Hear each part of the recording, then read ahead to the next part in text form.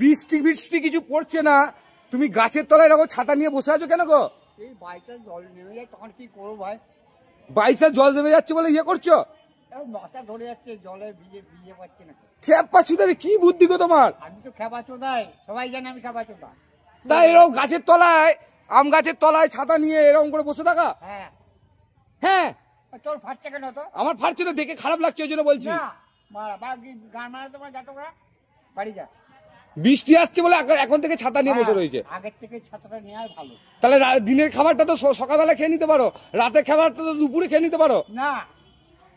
তখন তো খেপাচোদা নয়।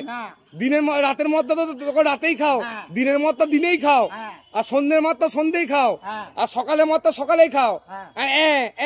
গেড়ে চুদা আমার এই ভাই, তুই ভাই এখানে যা তো ভাই, যা যা ভাই যা।